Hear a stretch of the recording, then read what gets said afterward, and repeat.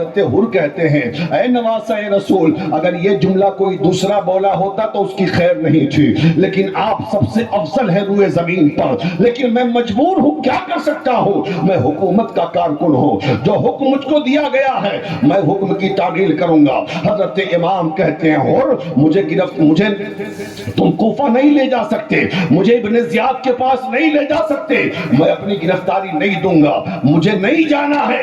حر اصرار کرتے رہے ہمیں تو آپ کو گرفتار کر کے لے جانا ہے، ہمیں تو آپ کو گرفتار کر کے لے جانا ہے۔ ظہر کی نماز کا وقت آیا، امام نے وضو کیا، سارے جانثار نے وضو کیا، اور حضرت حر نے بھی وضو کیا، ان کے سپاہیوں نے بھی وضو کیا۔ حضرت امام عالی مقام فرماتے ہیں حر میرے پیچھے نماز پڑھو گے یا اپنے سپاہیوں کی امامت تم خود کرو گے؟ تو حر کہتے ہیں اے نواسہ رسول، آپ کے سامنے کون امامت کر سکتا ہے؟ یہ تو ہماری خوش نصیبی ہے کہ ہم کو آپ کی اقتداء میں نماز پڑھنے کا موقع مل رہا ہے۔ جناب حر اور سارے 1000 سپاہیوں نے امام کی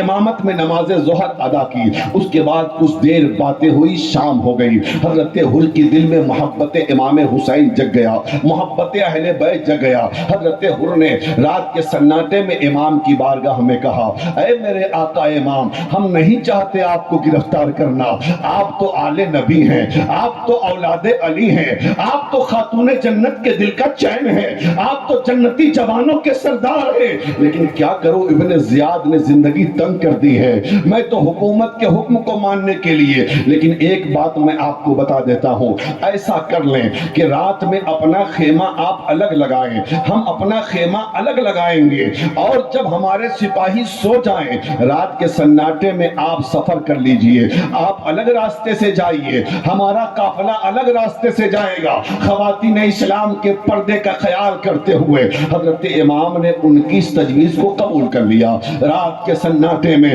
جب سپاہی سو گئے، حضرت امام نے اپنے سپاہیوں اپنے جانثاروں کو کوچ کرنے کا حکم دیا ہے۔ قافلہ آگے بڑھا، آگے بڑھتا جا رہا ہے، قافلہ منزل منزل کربلا قریب آتا جا رہا ہے۔ 2-3 دن سفر کرنے کے بعد حضرت امام کا قافلہ ایک چٹیل میدان میں پہنچتا ہے، ایک لکودق صحرا میں پہنچتا ہے، ہر طرف قربانیوں کی بو آ رہی ہے۔ حضرت امام عالی مقام فرماتے ہیں ذرا پوچھو تو صحیح کہ یہ میدان کون سا ہے، یہ جگہ کون سی ہے؟ ایک شخص سے پوچھا گیا تو اس نے کہا اس کو دشت نینوا کہتے ہیں، اس کو میدان نینوا کہتے ہیں۔ امام کہتے ہیں کہ کوئی اور بھی جگہ ہے اس کا نام ہے، کوئی دوسرا بھی نام اس کا ہے؟ تو حضرت امام کے سامنے کہا گیا ہاں دشت نینوا بھی کہتے ہیں، اور میدان کرب و بلا بھی اسے کہا جاتا ہے، میدان کرب و بلا بھی اسے کہا جاتا ہے۔ حضرت امام نے کہا علی اکبر گھوڑے سے اتر جاؤ، یہی ہماری آخری جگہ ہے، یہ وہی جگہ ہے جس کو خواب میں مصطفیٰ نے ہمیں دکھلایا ہے، یہی ہمیں قتل کر دیا جائے گا، یہی ہماری قبریں بنیں گی، یہی ہماری آخری منزل ہے، اور یہی بھوکا رہ کر اور پیاسا رہ کر حسین کو شہید ہونا ہے، اہل بیت کو شہید ہونا ہے۔ قافلہ 2 محرم کو میدان کربلا میں اتر گیا۔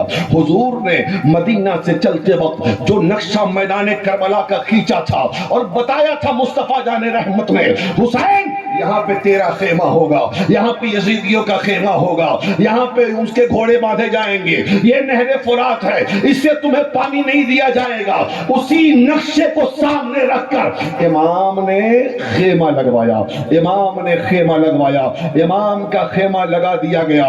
ادھر کوفے میں یہ بات پہنچ گئی کہ امام حسین میدان کربلا میں پہنچ گئے ہیں۔ میدان کربلا میں 72 یا 82 نفوس قدسیہ میدان کربلا میں پہنچ چکا ہے۔ اللہ اللہ، کوئی تاریخ ایسی نہیں ملتی ہے اتنے کم لوگوں کے مقابلے میں اتنا بڑا لشکر جرار مقابلے کے لیے آیا ہو۔ 7 محرم الحرام کو 22,000 کا لشکر جرار ابن زیاد نے بھیجا کربلا امام حسین کو شہید کرنے کے لیے۔ سوچ لیجئے کیجئے، ایک طرف بھوکے پیاسے ہیں حسین، ایک طرف بچے بھی ہیں، اس میں عورتیں بھی ہیں، اس میں بیمار بھی ہیں، اس میں بوڑھے بھی ہیں، اور امام حسین کے مقابلے کے لیے 22,000 کا لشکر جدار، جس میں ملک شام کے بڑے بڑے سپاہی، بڑے بڑے سپہ سالار، بڑے بڑے پہلوان امام عالی مقام کو قتل کرنے کے لیے عمر بن سعد کی سرکردگی میں اور اس کی سرپرستی میں میدان کربلا میں 7 محرم کو اتر جاتا ہے۔ اترتے ہی ان لوگوں نے، عمر بن سعد نے پہلے ملاقات کی امام حسین سے، ملاقات کرنے میں جو باتیں ہوئی وہ یہ تھی کہ اے امام عالی مقام، ہم نہیں چاہتے ہیں کہ آپ کو پریشان کریں یا آپ سے لڑائی کریں یا آپ قتل کریں، بس مقصد یہ ہے کہ آپ یزید کی بیعت کر لیں، آپ یزید کی بیعت قبول کر لیں اور اس کے بعد شان کی زندگی گزاریں، کوئی پریشانی نہیں ہے۔ حضرت امام عالی مقام فرماتے ہیں اے امام عمر ابن سعد، یاد ہے تیرا باپ کون؟ تیرے باپ کا نام حضرت سعد ابن وقاص ہے، تو جنتی باپ کا جہنمی بیٹا ہے، تجھے پتا نہیں ہے کہ یزید ظالم ہے، یزید باغی ہے، یزید تاریک صلاۃ ہے، یزید عیاش ہے، یزید نے اپنی طبیعت سے نبی کی شریعت کو بدلنا چاہا ہے، اپنے منمانی کرنا چاہا ہے۔ کیا تو چاہتا ہے کہ ہم قیامت تک آنے والی نسلوں کو یہ پیغام دے یزید کی بیعت کر کے کہ ساری دنیا ظالم کی بیعت کرے، جابر کی بیعت کرے، بے نمازی کی بیعت کرے،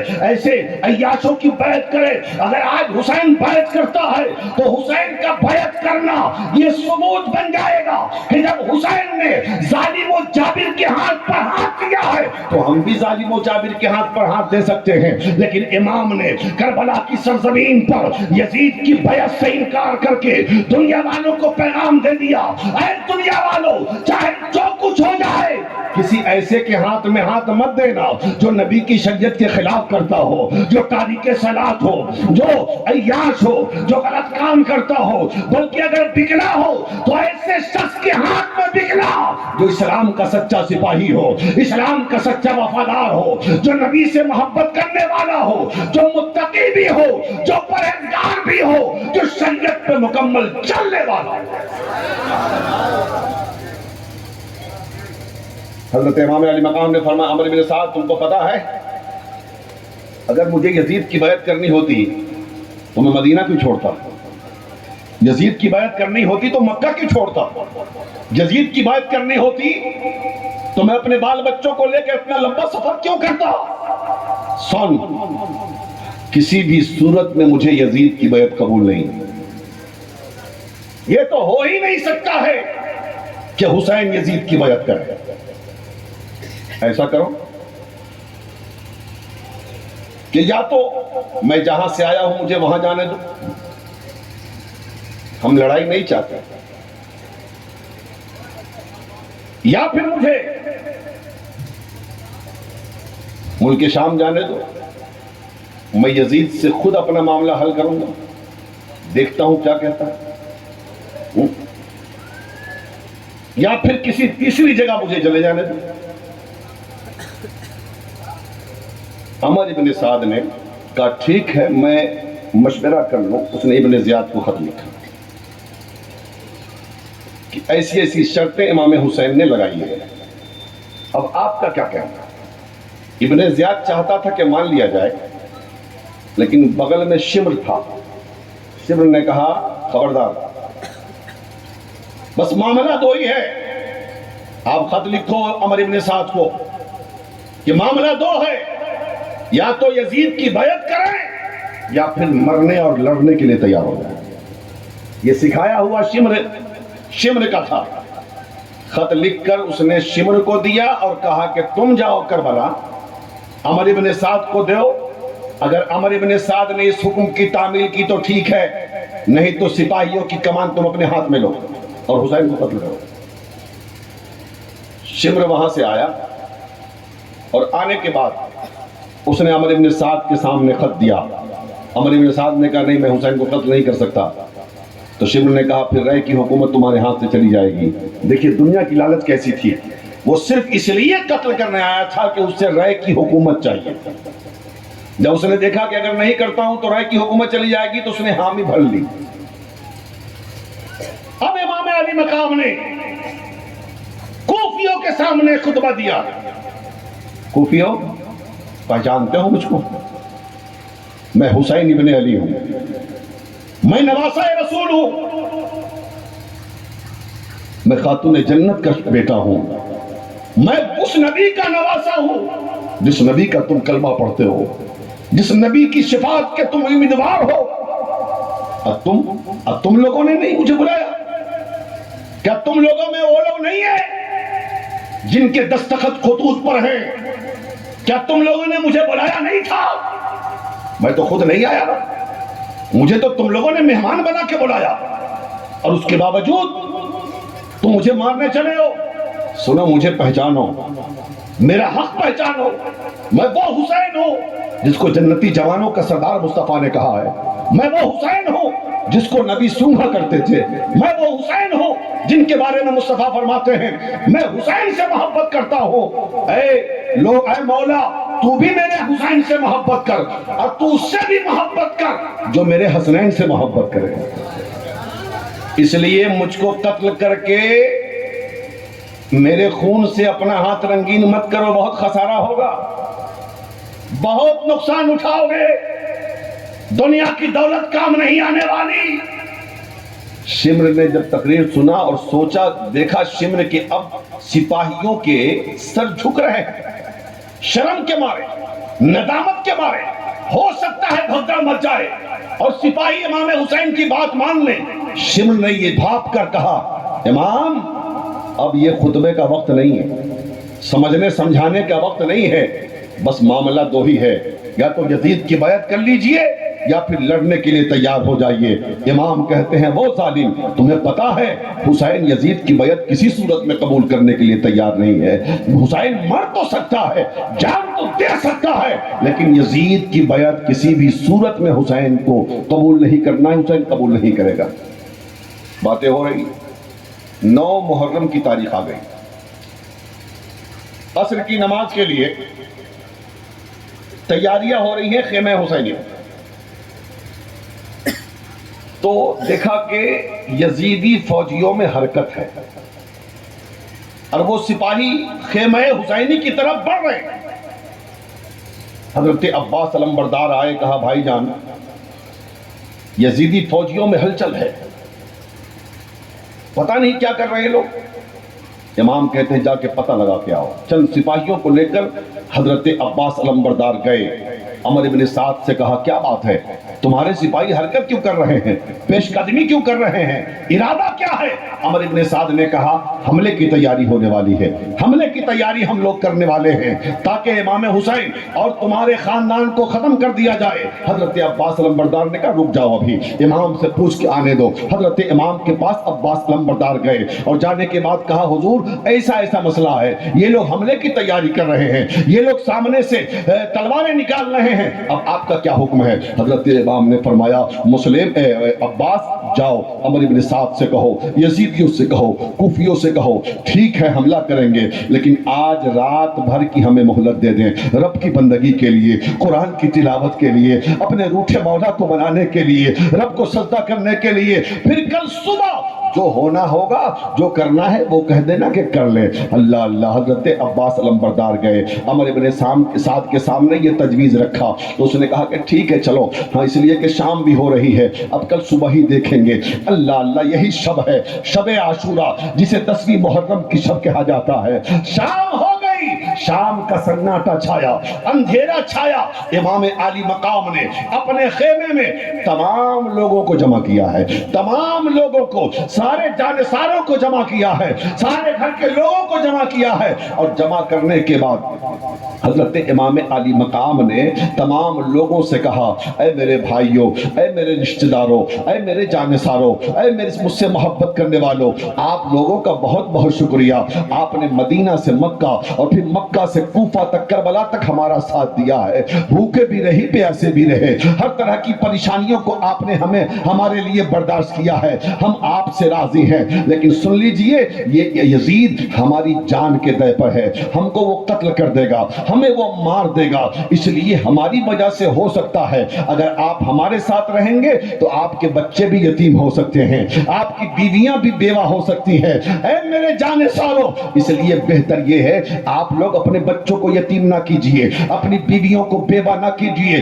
میں چراغ بجھا دیتا ہوں اور رات کے سناٹے میں آپ لوگ خیمے سے نکل کر اپنے اپنے گھر چلے جائیے، اپنی جان بچائیے، اپنی زندگی بچائیے۔ اللہ اللہ، کون ہے ایسے وقت میں اتنی بڑی اجازت دے سکتا ہے؟ امام کہتے ہیں ہم آپ لوگوں سے راضی ہیں، ٹینشن لینے کی ضرورت نہیں ہے۔ اللہ اللہ، امام نے خیمے میں خطبہ دیا ہے اور اس کے بعد چراغ بجھا دیا گیا، تھوڑی دیر تک اندھیرا چھایا رہا، یہ سوچ کر چراغ بجھایا گیا کہ اجالے میں ہو سکتا ہے کہ نہ جائیں، چراغ کا جب بجھا رہے گا اندھیرا رہے گا، لوگ آہستہ آہستہ خیمے سے نکل جائیں گے۔ اللہ اللہ، اس کے تھوڑی دیر کے بعد جب پھر دوبارہ چراغ جلایا گیا تو دنیا نے دیکھا کہ جیسے لوگ بیٹھے ہوئے تھے خیمہ حسینی میں، جانثاران حسین ویسے ہی بیٹھے ہوئے ہیں، سب کے سر نیچے ہیں، سب کی آنکھیں بھیگی ہوئی ہیں۔ حضرت امام کہتے ہیں آپ لوگ گئے نہیں، ساری آنکھیں بھیگ گئی۔ سب لوگ کہتے ہیں آقا حسین، کیا ہماری جان، کیا آپ کی جان سے زیادہ قیمتی ہماری جان ہے؟ آقا حسین، جب آپ اپنی جان اسلام کے لیے دے سکتے ہیں تو ہم اپنی جان کیوں نہیں دے سکتے؟ آقا، کیا آپ کے بچوں سے زیادہ ہمارے بچے قیمتی ہیں؟ جب آپ اپنے بچوں کو یتیم بنا سکتے ہیں اپنی جان دے کر، تو پھر ہمارے بچوں کی فکر کیا ہے؟ کیا آپ کی بیویوں سے زیادہ ہماری بیویاں قابل قبول ہیں؟ نہیں آقا، ہم ہر صورت میں آپ کے ساتھ رہیں گے، ہماری جان رہے چاہے چلی جائے، ہمارے بچے یتیم ہو جائیں منظور ہے، ہماری بیویاں بیوہ ہو جائیں منظور ہے، اور لیکن میدان کربلا میں حسین پاک آپ کو ہم تنہا چھوڑ کے نہیں جائیں گے، اس لیے کہ کل میدان محشر میں اگر مصطفیٰ جان رحمت نے پوچھ دیا، اے میرا کلمہ پڑھنے والوں، تم نے میرے حسین کا ساتھ ایسے وقت میں چھوڑا ہے جس وقت میں حسین کے ساتھ کی ضرورت تھی، تب ہم کیا جواب دیں گے؟ آقا حسین، ہم آپ کے نام پر اسلام کے لیے، قرآن کے لیے، شریعت کے لیے، دین کے لیے، رضائے مولا کے لیے، اللہ کی خوشنودی کے لیے، مصطفیٰ کی خوشنودی کے لیے اپنی جان دے کر ہم شہادت کا مقام حاصل کرنے کی نیت رکھتے ہیں۔ اللہ اللہ، یہ تھی محبت امام علی مقام سے۔ جو لوگ جو حضرت زہیر بن قین کے ساتھ جو لوگ آئے تھے نا، ان لوگوں نے دیکھا کہ معاملہ بگڑا ہے تو راستے ہی سے وہاں سے لوٹ گئے۔ حضرت امام حسین کے ساتھ وہی لوگ تھے جو یا تو مکے سے ساتھ آئے تھے یا پھر راستے میں حضرت زہیر ساتھ ہو گئے، اور پھر آگے چل کے حضرت جناب حر نے کوفیوں کا ساتھ چھوڑ کر میدان کربلا میں امام کے خیمے میں آ گئے، امام کی سپاہیوں میں شامل ہو گئے۔ اللہ اللہ، رات بھر حضرت امام علی مقام نے کہا، اے نبی کے گھر والوں، رات کے 2 حصے کر لو، ایک حصے میں نوافل پڑھو، ایک حصے میں تلاوت قرآن کرو۔ پتہ یہ چلا یہ جو رات گزر رہی ہے نا 10ویں شب، یہ رات خرافات کی رات نہیں ہے، ہنگامے کی رات نہیں ہے، ادھر ادھر کی رات نہیں ہے، بلکہ یہ رات یا تو ذکر حسین سننے سنانے کی ہے یا رب کو سجدہ کرنے کی ہے، قرآن کی تلاوت کی ہے۔ نعرہ تکبیر، نعرہ رسالت، یا حسین، یا حسین، یا حسین، نعرہ تکبیر۔ میں یہ تو نہیں جانتا کہ خیرہاں میں کیا کرتے ہیں آپ لوگ آج کی رات میں جلسے کے بعد، کل کیا کریں گے یہ بھی نہیں جانتا میں، لیکن پورے ملک میں جہاں جہاں ہم تقریر کرتے ہیں اور جہاں جہاں حالات ایسے ہیں محرم منانے کے، ایسے ایسے خرافات کیے جاتے ہیں کہ جس سے اسلام کی مان و مریادہ کو ٹھیس پہنچتا ہے، مصطفیٰ کی شریعت کا قانون ٹوٹ رہا ہے، اور حالات اس قدر، لوگ شراب بھی پیتے ہیں، لوگ داریاں بھی پیتے ہیں، لوگ آپس میں لڑائیاں بھی کرتے ہیں، جھگڑے بھی کرتے ہیں۔ امام علی مقام کی شہادت آپس میں نہ اتفاقی نہیں، آپس میں محبت کا پیغام دیتی ہے، الفت و پیار کا پیغام دیتی ہے۔ اس لیے میاں اس رات میں جلسے کے بعد موقع ملے نا، پڑھو نماز، پڑھو قرآن، سجدہ کرو رکھو، یہی پیغام حسین بھی تو ہے۔ بہرحال رات بھر عبادت ہوتی رہی، تلاوت ہوتی رہی۔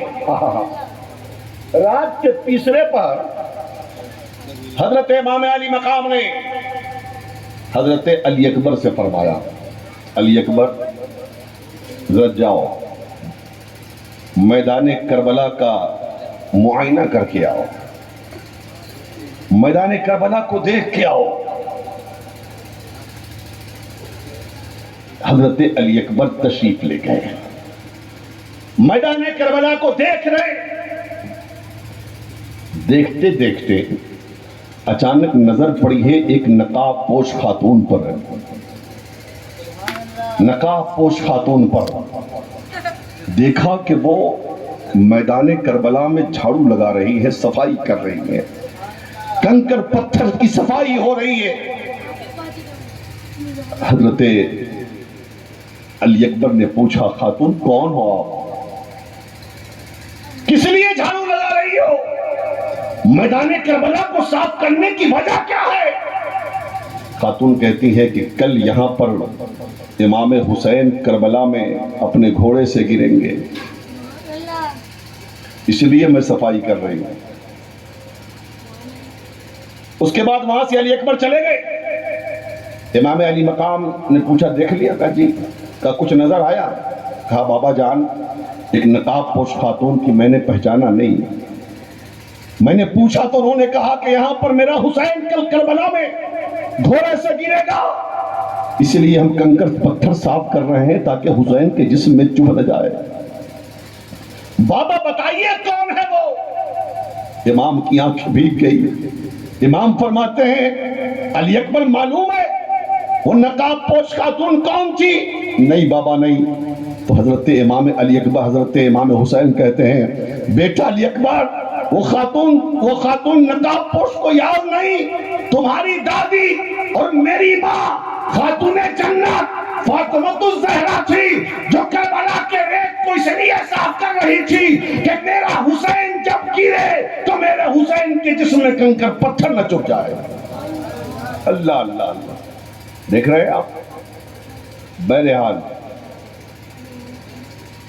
صبح کی سفیدی نمودار ہوئی، نماز فجر کے بعد عمر ابن سعد نے تیر کمان لیا اور پہلا تیر امام حسین کی طرف چلا کے کہا تھا اے یزیدیو، یزید کے دربار میں گواہی دینا کہ امام حسین کی طرف سب سے پہلا تیر عمر ابن سعد نے چلایا ہے۔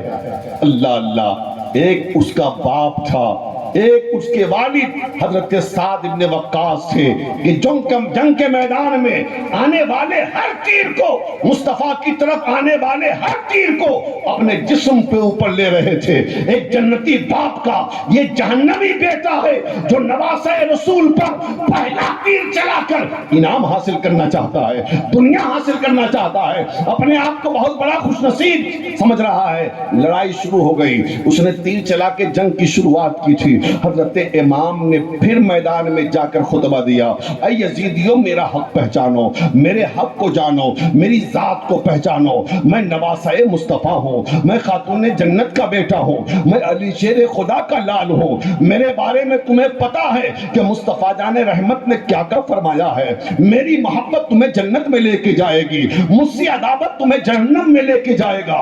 تم جس نبی کا کلمہ پڑھتے ہو اور جس نبی کے کلمے کو پڑھنے کے بعد ان سے شفاعت کی امید رکھتے ہو، کل میدان محشر میں کون سی صورت مصطفیٰ کے سامنے لے کے جاؤ گے؟ اس لیے مجھ سے جنگ مت کرو، خسارے میں رہو گے۔ اتمام حجت کے لیے امام نے خطبہ دیا تاکہ کل یہ نہ کہہ سکیں ہمیں معلوم نہیں تھا، ہمیں پتہ نہیں تھا، ہم جانتے نہیں تھے۔ امام حسین نے کہا میں نے اتمام حجت کے لیے خطبہ دے دیا ہے تاکہ تم بہانہ نہ کر سکو، اب جو مرضی ہو تم کر لو۔ اللہ اللہ، لڑائی 10 محرم کی صبح شروع ہو جاتی ہے۔ جان سارا میں حسین ایک کے بعد ایک شہادت سے پہلے جو ہی حضرت امام حسین نے یہ اعلان کیا تھا تو حضرت حر خیمہ اپنے سپاہیوں کوفیوں کے مجمع سے نکل کر حضرت امام حسین کی بارگاہ میں آئے، قدموں پہ سر رکھ کے رونے لگے، آقا حسین میں نے بھی غلطی کی ہے، میں نے بھی قصور کیا ہے، میری غلطی کو معاف کر دیجئے، میری خطا کو معاف کر دیجئے، میں نے 1000 سپاہیوں کے ساتھ آپ کا راستہ روکا تھا، 1000 سپاہیوں کے ساتھ آپ کو پریشان کیا تھا، کاش میں نے آپ کا راستہ نہ روکا ہوتا تو ایسی نوبت نہ آتی۔ میرے آقا حسین حسین میری غلطی معاف کر دیجئے، میری خطا معاف کر دیجئے اور اپنی غلامی میں مجھے قبول کر لیجئے۔ جناب حر نے کوفیوں کا ساتھ چھوڑ کر، امام کا ساتھ دے کر کربلا میں جنت خرید لیا ہے، اللہ کی رضا حاصل کر لی ہے، مصطفیٰ کی خوشنودی حاصل کر لی ہے۔ حضرت امام علی مقام سے حضرت جناب حر کہتے ہیں حضور اجازت دیجئے تو میں میدان کربلا میں ان ظالموں سے مقابلے کے لیے جانا چاہتا ہوں۔ حضرت امام نے اجازت دی ہے۔ اب حر کوفی یزید کا سپاہی نہیں بلکہ حسین کا وفادار سپاہی بن کر میدان کربلا میں حاضری دے رہا ہے، گھوڑے پہ سوار ہے، ہاتھ میں تلوار ہے۔ کوفیوں کے سامنے جا کر حضرت حر کہتے ہیں اے کوفیوں، حق پہچانو امام کا، حق پہچانو، یہ نبی کے نواسے ہیں، یہ علی کے لال ہیں، یہ حیدر کرار کے شہزادے ہیں، ان سے جنگ مت کرو نہیں تو بہت بڑا تمہارا نقصان ہونے والا ہے۔ جس طریقے سے امام حسین نے بلایا میں آ گیا، ویسے ہی تمہیں بھی یہ بلا رہے ہیں، اگر تم بھی آؤ گے تو امام علی مقام تمہاری غلطیوں کو بھی معاف کر کے اپنی غلامی میں تم کو قبول کر لیں گے۔ حضرت حر نے جب یہ کہا تو کوفیوں میں ایک عجب طرح کی ہیبت طاری ہو گئی کہ ہمارا سپاہی امام کے قدموں میں چلا گیا، ہمارا سپاہی امام کے نام پر قربانیاں پیش کر رہا ہے، ہمارا سپاہی امام کے نام پر اپنی جان دینے کے لیے تیار ہے۔ جناب حر نے کہا تھا اے عمر بن سعد، اگر ہمت ہے تو آ میدان میں، اب تیرا مقابلہ یزید کے سپاہی سے نہیں ہے بلکہ حسین کے سچے غلام سے پڑا ہے، نکل میدان میں تلوار میں اور مقابلہ کے لیا۔ حضرت حر کے سامنے ایک یزیدی آتا ہے، امام حضرت حر نے اسے مارا، دوسرا آیا اسے مارا، تیسرا آیا اسے مارا، اس لیے کہ جناب حر کی بہادری کے وہ لوگ بھی جان رہے تھے نا، ان لوگوں نے صبح شام ایک دوسرے کو دیکھا تھا، ان کے بہادری کی جوہر کو جان رہا تھا، ایک ایک کر کے آتے رہے، یہ جہنم واصل کرتے رہے۔ عمر بن سعد نے دیکھا کہ اگر معاملہ ایسے ہی چلتا رہا تو پتہ نہیں نتیجہ کس صورت میں سامنے آئے گا، اس لیے ایک بار ہی حملہ کرو۔ چاروں طرف سے جناب حر کو گھیر لیا میدان کربلا میں، اور تیر و تلوار کی بارشیں ہو رہی ہیں، برچیاں چل رہے ہیں۔ لاحق بات ہے کہ جب ایک آدمی پر اتنی تلواریں چلیں گی، اتنے تیر چلیں گے، اتنی برچیاں چلیں گی، اتنے زخم لگیں گے ایک جسم پر، تو حالت کیا ہوگی؟ گھوڑے سے گرے اور عرض کرتے ہیں آقا حسین، آقا حسین غلام کی خبر دیجئے۔ آقا حسین تشریف لے گئے، حضرت حر کے سر کو آقا نے اپنی گود میں رکھا ہے اور حضرت حر کہتے ہیں اے میرے آقا حسین، آپ مجھ سے راضی ہیں کہ نہیں؟ حضرت امام حسین کہتے ہیں اے حر، میں بھی تم سے راضی ہوں، میرے نانا بھی تم سے راضی ہیں اور نانا کا خدا بھی تم سے راضی ہے۔ اللہ اللہ۔ اس کے بعد جناب حر کی روح تفسنسلی سے پرواز کر جاتی ہے، انا للہ و انا الیہ راجعون، اور جانثاران حسین ایک ایک کے بعد گرے آتے رہے۔ اس کے بعد حضرت زہیر بن قین تشریف لائے، آقا مجھے مقابلے کے لیے دعوت دیجئے۔ عمر کے اعتبار سے حضرت زہیر ذرا بوڑھے تھے، عمر زیادہ تھی، لیکن جوان مردی اور شہسواری کا حال مت پوچھئے۔ حضرت زہیر میدان کربلا میں پہنچتے ہیں۔ عمر بن سعد کہتا ہے تم بوڑھوں سے کیا ہونے والا ہے، ہمارا مقابلہ کرو گے؟ حضرت زہیر کہتے ہیں مجھے بوڑھا مت کہا، یہ ایمان کی تازگی ہے اور ایمان کی جوانی ہے، میں غلام حسین بن کر میدان کربلا میں آیا ہوں، ہمت ہے تو آ جا میدان کربلا میں مجھ سے مقابلے کے لیے، تلوار نکال۔ حضرت جناب زہیر سے مقابلے کے لیے ایک سے ایک سپاہی آ رہے ہیں، ایک سے ایک بہادر آ رہے ہیں، لیکن حسین کا یہ شیر اسلام کی حقانیت کو بچانے کے لیے اور قرآن کی حفاظت کے لیے،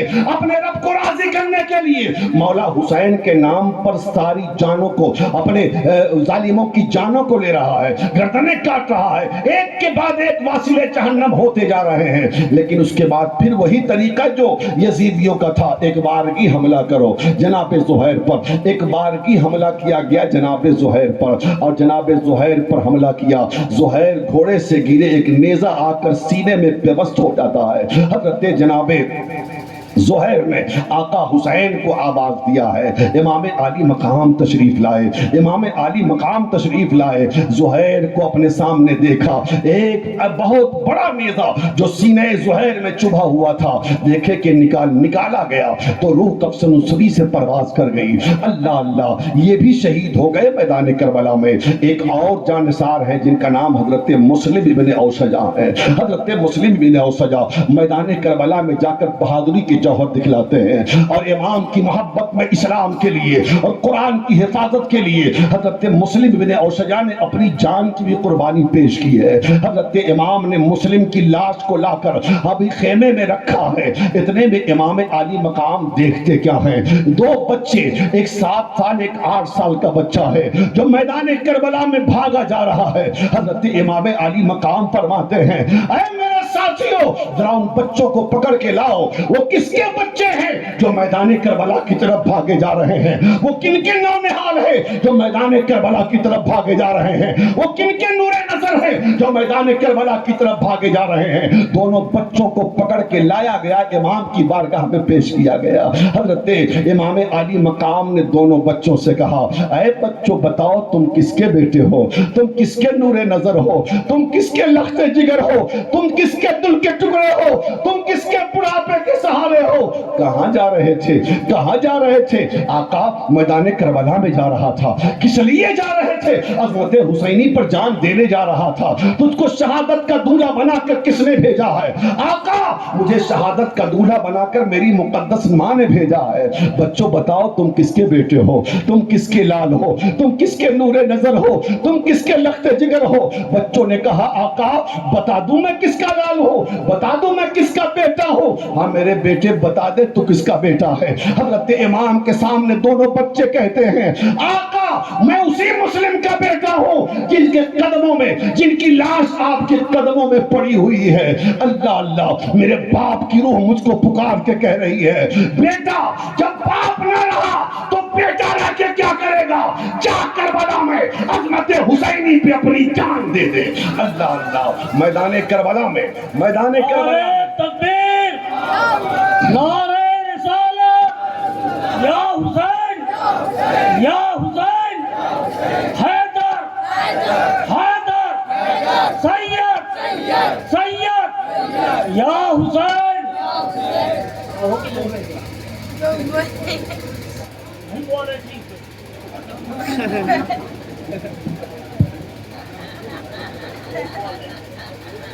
تاریخ کربلا مکمل طور پر کامل و اکمل ہے۔ کیا بوڑھا کیا بچہ کیا جوان، سب نے اپنی قربانیاں پیش کر کے اسلام کی آبیاری کی ہے، قرآن کی حفاظت کی ہے۔ اللہ اللہ، یہ بچے بھی شہید ہو جاتے ہیں، میدان کربلا میں جاتے ہیں، یہ بچے بھی شہید ہو جاتے ہیں۔ ایک سے ایک کر کے سب لوگ جانثاران حسین آہستہ آہستہ شہید ہوتے رہے۔ جب جانثاران حسین شہید ہو گئے نا تو عمر ابن سعد نے کہا، حسین ابھی تم کو سمجھ میں نہیں آ رہا ہے، جب تمہارے گھر کے لوگ شہید ہوں گے تب تم بیعت کرو گے یزید، تب تمہیں تکلیف ہوگی، ابھی تو دوسروں کے بچے قربان ہو رہے ہیں نا۔ جب تمہارے بچے قربان ہوں گے، تمہارے گھر کے لوگوں کا نمبر آئے گا، تب تمہیں پتہ چلے گا۔ تڑپ کر حضرت قاسم آ گئے، زور سے بولے، قاسم ابن حسن آ گئے۔ آگے کہتے ہیں، آقا چچا حضور میدان کارزار میں جانے کی اجازت دے دی۔ امام نے سر سے پاؤں تک امام قاسم کو دیکھا اور کہا، بیٹے تم بھیا حسن کی نشانی ہو، تمہیں سے تو بھائی جان کی نسل چلنے والی، کیسے میں تمہیں میدان کربلا میں جانے کی اجازت دوں؟ حسن رونے لگے، کہتے ہیں کاش آج میرے والد ہوتے، میرے ابا ہوتے تو ہمیں بھی میدان کربلا میں جانے کی اجازت ملتی اور ہمیں بھی شہادت سے سرفراز ہونے کا موقع ملتا۔ اچانک انہیں یاد آیا کہ ابا نے ایک مرتبہ ایک تعویذ دیا تھا، جو تعویذ امام قاسم کے گلے میں لٹکی ہوئی ہے، اور بابا نے کہا تھا کہ قاسم جب کبھی مصیبت آوے، بڑی پریشانی آوے تو اس تعویذ کو کھول کر دیکھنا۔ حضرت قاسم نے اس تعویذ کو نکالا اور کھول کے دیکھا تو چومنے لگے۔ اس میں لکھا ہوا تھا، قاسم میدان کربلا میں تو نہیں رہوں گا، لیکن تم میرے بھائی حسین کے ساتھ رہو گے، تم بھی حسین کے نام پر اسلام کے لیے اپنی جان کی قربانی پیش کر دینا۔ حضرت امام حسین کے سامنے وہ خط لے کر، وہ تعویذ لے کر حضرت قاسم آئے اور آ کے کہنے لگے، آقا آقا دیکھ لیجئے میرا باپ مجھے شہادت کی سند دے کے گیا ہے، اب تو اجازت دیجئے۔ حضرت امام حسین نے حضرت قاسم سے وہ تعویذ لے لی ہے اور لینے کے بعد اس کو پڑھا تو پڑھ کے چوم کے رونے لگے اور رو کر کہتے ہیں، قاسم ٹھیک ہے جاؤ، ہم تمہیں میدان کربلا میں جانے کی اجازت دے رہے ہیں۔ حضرت امام قاسم تیار ہو کر جب میدان کربلا میں آئے، منظر دیکھیے، حضرت امام حسین دعا کر رہے ہیں۔ امام قاسم نے کہا، ہے کوئی جو میرے مقابلے میں آئے؟ کوئی آنے کے لیے تیار نہیں، کوئی آنے کے لیے تیار نہیں۔ ان سپاہیوں میں کوفیوں کے ایک بہت بڑا سپاہ سالار تھا، بہادر تھا، جس کا نام تھا ارزق۔ عمر ابن سعد نے کہا، ارزق تم جاؤ اس بچے کا مقابلہ کرو۔ ارزق کو غصہ آ گیا، اس نے کہا، ارے میرا مقام جانتے ہو، میرا مرتبہ جانتے ہو، میری بہادری جانتے ہو، ملک شام کا سب سے بڑا بہادر ہوں میں، اور ایک بچے سے میں مقابلہ کروں گا، یہ میری شان کے خلاف ہے۔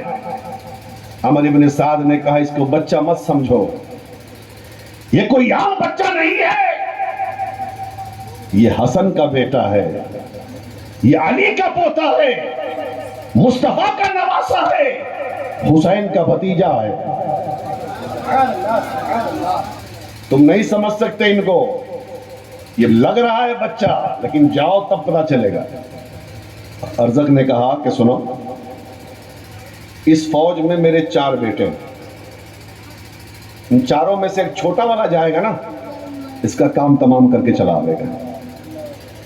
کہا ٹھیک ہے بھیج دو۔ سب سے چھوٹا والا بیٹا ارزق کا میدان کربلا میں امام قاسم کے سامنے آیا اور یہ اپنی ڈینگیں ہانکتا ہوا آیا۔ حضرت امام قاسم نے کہا، تمہیں پتا ہے میں کون ہوں؟ چلو دیکھ لیتے ہیں۔ حضرت امام قاسم کی تلوار چمکی ہے، اس کی بھی تلوار چمکی ہے، ایک کے بعد دیگرے تلوار ایک دوسرے سے ٹکراتی رہی۔ حضرت قاسم نے ایک بار کو نیزے، ایک بار کو ڈھال پہ روکا تو ڈھال ٹوٹ گیا۔ حضرت امام حسین قریب ہی تھے، ایک شخص سے کہا جا کے ڈھال دے کے آ جاؤ۔ حضرت امام قاسم کو دوسرا ڈھال لا کے دیا گیا۔ حضرت امام قاسم نے ایک ہاتھ میں ڈھال اور ایک ہاتھ میں تلوار ہے، اور ایسا وار کیا ہے کہ ظالم کی لاش میدان کربلا میں تڑپ رہی ہے۔ اللہ اللہ کنارے جہنم ہو گیا۔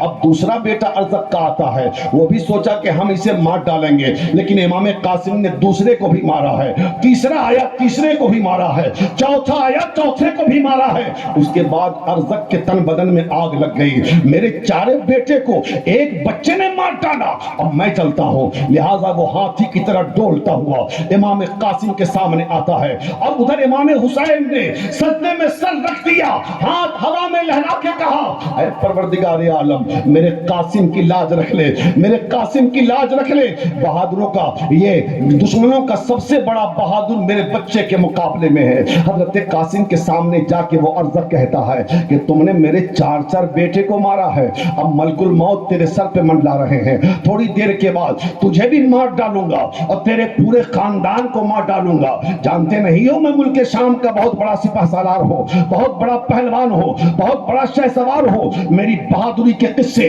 شام میں ہر گھر میں سنائے جاتے ہیں۔ میں نے حضرت امام قاسم کہتے تو جھوٹ بولتا ہے، تیری بہادری کی قصے تجھے کون مانتا ہے کہ تو بہادر ہے، سپاہ سالار ہے، تو بہت بڑا سپاہی ہے، میں نہیں مانتا۔ ارزق کہتا کیوں نہیں مانتے ہو؟ حضرت امام قاسم فرماتے ہیں، ارے جس کو اپنے گھوڑے کی زین نہ کسنے آئے وہ اپنے آپ کو بہادر کہتا ہے، اپنے آپ کو سپاہی کہتا ہے، اپنے آپ کو سپاہ سالار کہتا ہے۔ امام قاسم نے اسے چکما دیا جب اس نے گھوڑے کی زین دیکھنے کے لیے اپنا سر نیچے کیا ہے۔ حضرت امام قاسم نے ایسا وار کیا ہے کہ ظالم کی لاش 2 ٹکڑوں میں تقسیم ہو کر زمین کربلا پہ گر گئی ہے۔ نعرہ تکبیر و رسالت کی صدا بلند ہوئی۔ حضرت امام قاسم کے حق میں حضرت امام نے جو دعا کی تھی اللہ نے قبول فرمایا۔ نعرہ تکبیر، نعرہ رسالت، یا حسین، یا حسین، یا حسین، یا حسین، نعرہ تکبیر۔ اب جب عمر ابن سعد نے دیکھا کہ ایک لڑکا اتنے بڑے بہادروں کو مان رہا ہے تو معاملہ بگڑ جائے گا نا، اس لیے ایک بارگی اس نے حملہ کیا، پھر جو اس کا طریقہ تھا، اور ایک بارگی حملہ کر کے حضرت امام قاسم رضی اللہ تعالی عنہ کے جسم کو چھلنی کر دیا، گھوڑے سے گرنے لگے۔ امام قاسم نے آواز دیا، چچا جان میری خبر لیجئے، چچا جان میری خبر لیجئے۔ حضرت امام قاسم کے لیے حضرت امام میدان کربلا میں تشریف لے گئے، حضرت امام قاسم کے سر کو اپنی گود میں رکھا، اور امام قاسم کہتے ہیں آقا میرے حسین، میرے چچا جان آپ مجھ سے راضی ہے کہ نہیں؟ حضرت امام قاسم سے آقا حسین کہتے ہیں اے قاسم میں بھی راضی ہوں، میرا خدا بھی راضی ہے، تیرے بابا بھی راضی ہیں، سب لوگ راضی ہیں۔ اس کے بعد روح قبض انصری سے پرواز کر گئی، حضرت قاسم بھی شہید ہو جاتے ہیں۔ حضرت قاسم کی لاش کو لا کر امام نے خیمے میں رکھا ہے۔ اتنے میں حضرت عباس علمبردار آ گئے، آنے کے بعد کہا آقا حسین خیمے میں تشریف لے چلیے، آپ سے کچھ باتیں کرنی ہے۔ حضرت زینب نے حضرت امام حسین کو خیمے میں بلایا تھا، حضرت زینب کے پاس امام تشریف لے گئے۔ حضرت زینب نے جب دیکھا کہ امام آ گئے تو حضرت زینب پاک جو بہن ہے حضرت امام عالی مقام کی، وہ کھڑی ہو کر کہہ رہی ہیں بھیا حسین ایک چیز میدان کربلا میں مانگ رہی ہوں، مجھے عطا کر دو۔ بھائی بہن کی محبت دیکھ لو میاں، ایک چیز چاہیے مجھے میدان کربلا میں۔ حضرت امام حسین فرماتے ہیں بہن کربلا میں کیا مانگو گی؟ کربلا میں کیا ہے تیرے بھائی حسین کے پاس؟ مانگنا تھا تو مدینے میں مانگ لیا ہوتا، مانگنا تھا تو مکے میں مانگ لیا ہوتا۔ یہ مسافرت کی زندگی میں، یہ میدان کربلا میں کیا ہے تیرے بھائی کے پاس؟ بھیا وہی چیز آپ کی بہن مانگے گی جو آپ کے پاس میدان کربلا میں ہے۔ کہا ٹھیک ہے مانگو۔ کہا نہیں پہلے وعدہ کیجئے تب ہم مانگیں گے، وعدہ کیجئے تب ہم مانگیں گے۔ ہاں بہن مانگو تیرا بھائی دے گا، بہن مانگو تیرا بھائی دے گا۔ حضرت زینب پاک کہتی ہے بھیا دو گے نا؟ ہاں میری بہن دوں گا۔ دو گے نا؟ ہاں بہن دوں گا۔ دو گے نا؟ ہاں بہن دوں گا۔ جب وعدہ مکمل ہو گیا، حضرت زینب پاک نے اپنے دونوں بچوں کو آواز دیا آنا محمد۔ دونوں بچے سامنے آ گئے۔ امام کہتے ہیں یہ کیا؟ کہا بھیا ہمارے بچوں کو میدان میں جانے کی اجازت دے دیجیے۔ سر نیچے جھکا لیا امام نے۔ بہن زینب یہ چھوٹے چھوٹے بچے جا کر کیا کریں گے میدان کربلا؟ یہ ظالم انہیں بھی مار ڈالیں گے۔ حضرت زینب کہتی ہے بھائی اگر کل میدان محشر میں امی خاتون جنت نے پوچھ دیا زینب میرے بیٹے حسین نے اپنے آپ کو اور اپنی اہل و اولاد کو قربان کر دیا تھا، لیکن تم نے میرے بیٹے کے لیے کیا کیا؟ تو زینب کیا جواب دے گی؟ بھائی اونو محمد کو قربان کرنے نے دو تاکہ کل میدان محشر میں کہہ سکوں اے میری والدہ جہاں پر امام حسین نے اپنے بیٹے اکبر و اصغر کو قربان کیا ہے وہیں پر میں نے اونو محمد کو قربان کیا۔ اللہ اللہ۔ حضرت امام حسین سوچ رہے ہیں تو دونوں بھانجے مامو جان ہمیں میدان کربلا میں جانے تو دیجیے، یزیدی ہمارے تلوار کا جوہر بھی دیکھیں گے، اور یہ ہم عام بچے نہیں ہیں، ہم جعفر طیار کی اولاد ہیں، ہم حسین کے بھانجے ہیں، ہم حیدر کرار کے لال ہیں، جانے دیجیے میدان کربلا میں۔ اللہ اللہ۔ جب بچوں کا جوش دیکھا، بچوں کا جذبہ دیکھا، امام پاک نے تو اجازت دے دی۔ حضرت زینب پاک اپنے بچوں کو اپنے ہاتھوں سے شہادت کا دولہا بنا رہی ہے۔ اللہ اللہ، شہادت کا دولہا بنایا، چھوٹی چھوٹی تلوار دی، چھوٹا چھوٹا نیزہ دیا، اور میدان کربلا میں ایک ماں اپنے بچے کو شہادت کا دولہا بنا کر بھیج رہی ہے۔ ذرا ملاحظہ تو کیجئے، ایک ماں اپنے بچوں کو شہادت کا دولہا بنا کے بھیج رہی ہے۔ ابھی تھوڑی دور پہنچے تھے، حضرت اونو محمد کو حضرت زینب نے پھر آواز دیا ہے، اونو محمد ذرا پلٹ کے آؤ، ایک بات سنتے چلے جاؤ۔ حضرت اونو محمد دونوں پلٹ کے آئے، کہا امی جان بولیے نا۔ حضرت اونو محمد سے حضرت زینب پاک کہتی ہے، بیٹا ڈرو گے تو نہیں، ڈرو گے تو نہیں، یہ یزیدیوں کو دیکھ کر ڈر تو نہیں لگے گا، 22,000 لشکر کو دیکھ کر ڈر تو نہیں لگے گا، ان کے ہاتھوں میں تیر و تلوار دیکھ کر ڈر تو نہیں لگے گا۔ اللہ اللہ، حضرت اونو محمد کہتے ہیں، امی جان کیسی باتیں کر رہے ہیں، ہم تو علی کی اولاد ہیں، ہم نبی کے نواسے ہیں، اور علی کا گھر بھی کیا گھر ہے کہ جس گھر کا ہر ایک بچہ جہاں دیکھو وہی شیر خدا بنا۔ اللہ اللہ، ہمیں جانے تو دیجیے۔ نعرہ تکبیر، نعرہ رسالت، نعرہ رسالت، یا حسین، یا حسین، یا حسین، نعرہ تکبیر۔ اونو محمد سے حضرت زینب پاک کہتی ہے، بیٹا سن لے، اگر تم اپنا دودھ بخشوانا چاہتے ہو تو تمہیں میدان کربلا سے پیٹھ دکھلا کے نہیں آنا ہوگا، بلکہ حسین کے نام پر اسلام کے لیے سینے پہ تیر کھا کے آنا ہوگا، اپنی گردن کٹا کے آنا ہوگا۔ اللہ اللہ، دونوں بچے گئے میدان کربلا میں۔ جب بچوں کو عمر بن سعد نے دیکھا تو امام حسین سے عمر بن سعد کہتا ہے، حسین اب ان بچوں کو قربان کرو گے، ان بچوں کی قربانی پیش کرو گے، ان بچوں کو بھیج رہے ہو، ارے یہ بچے کیسے مقابلہ کریں گے 22,000 لشکر کا؟ تو حضرت اونو محمد کہتے ہیں، او ظالم، ہمیں بچہ کہتا ہے، لیکن دیکھ تو صحیح کہ ہم کس گھر کے بچے ہیں، ہمارے باپ کا نام کیا ہے، ہماری ماں کا نام کیا ہے، ہمارے دادا نانا کون ہے؟ ارے ہم علی کے گھر کے بچے ہیں، ذرا ہمت ہے تو میدان میں آ، تلوار نکال۔ یہ بچوں کا جوش جہاد تھا، جوش تھا، ایمانی جذبہ تھا کہ اونو محمد میدان کربلا میں 22,000 لشکر جنرال کو للکار کر زمانے والے کو پیغام دے رہے ہیں، چاہے کچھ ہو جائے ظالم کے سامنے سر نہیں جھکنا چاہیے اور ظالم کی اطاعت قبول نہیں کرنا چاہیے۔ حضرت امام حسین کے دونوں بھانجے میدان کربلا میں ہے۔ اللہ اللہ، اب ظاہر بات ہے کہ بچے تو بچے ہوتے ہیں نا، آپس میں تلواریں ٹکرائی، تھوڑی دیر کے بعد دونوں بچوں کی لاش زمین کربلا پہ تڑپ رہی ہے۔ عمر بن سعد نے کہا، حسین اپنے بھانجوں کی لاش اٹھاؤ۔ دونوں بھانجوں کی لاش کو اٹھا کر لا کر خیمے کے باہر رکھ دیا ہے حضرت امام علی مقام نے۔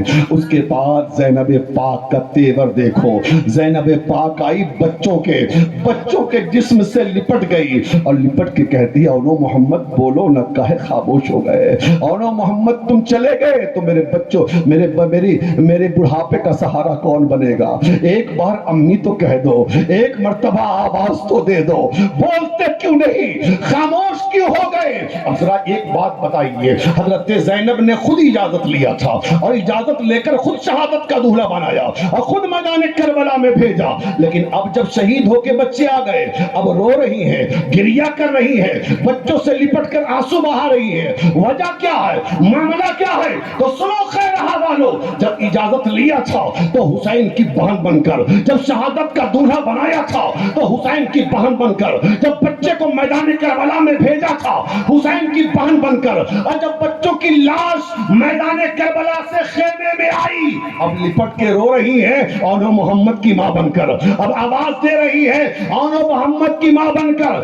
جب تک بہن بن کے تھی حضرت زینب، حوصلہ باقی تھا، لیکن ماں کی ممتا جب سامنے آیا تو حوصلہ تو باقی ہے، لیکن آنکھوں سے آنسوں کے قطرے جاری ہو گئے، آنکھیں بھیگ گئی۔ اللہ اللہ، وہی لوگ اولاد کی موت کا غم سمجھ پاتے ہیں جو اپنے بچوں کی لاش کو اٹھا کر قبرستان اپنے کاندھے پہ لے جا کے دفن کرتے ہیں، جس باپ نے اپنے بیٹے کی لاش اٹھا کر قبرستان میں دفن کیا ہو وہی سمجھے گا کہ ایک باپ کے کاندھے پر بیٹے کی لاش کیسے جاتی ہے، اور جب بیٹا دنیا سے جاتا ہے تو باپ ماں کے اوپر کتنے بڑے غم کا پہاڑ ٹوٹ جاتا ہے۔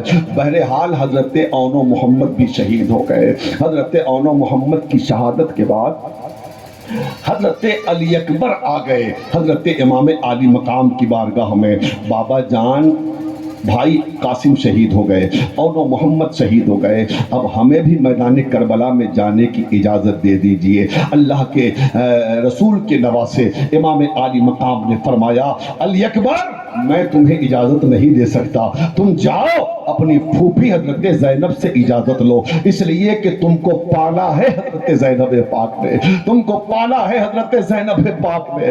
اللہ اللہ، حضرت امام علی اکبر میدان کربلا میں اجازت کے لیے اپنی پھوپھی حضرت زینب پاک کے پاس آئے اور زینب پاک سے اجازت مانگنے لگے، پھوپھی جان مجھے میدان کربلا میں اجازت جانے کی اجازت دے دیجئے۔ حضرت زینب کہتے ہیں اگر تمہیں اجازت دینا ہوتا تو میں پھر اون و محمد کو کیوں قربان کرتا، میں نے اون و محمد کو تو اس لیے قربان کیا ہے اکبر تمہیں میں بچا سکوں، میں نے تمہیں پالا پوسا ہے، اب تم شبیہ پیغمبر ہو، جب ہمیں نانا کی یاد آتی ہے تمہاری صورت دیکھ لیتے ہیں تو دل کو سکون مل جاتا ہے، دل کو اطمینان مل جاتا ہے۔ حضرت علی اکبر حضور کے اتنے مشابہ تھے کہ جب صحابہ کو اور جب اہل بیت کو مصطفیٰ جان رحمت کی یاد آتی علی اکبر کو سامنے دیکھ لیتے دل کو اطمینان مل جاتا۔ تم شبیہ پیغمبر ہو، تم تصویر مصطفیٰ ہو، ہم تصویر مصطفیٰ کو میدان کربلا میں نہیں جانے دے سکتے۔ حضرت زینب پاک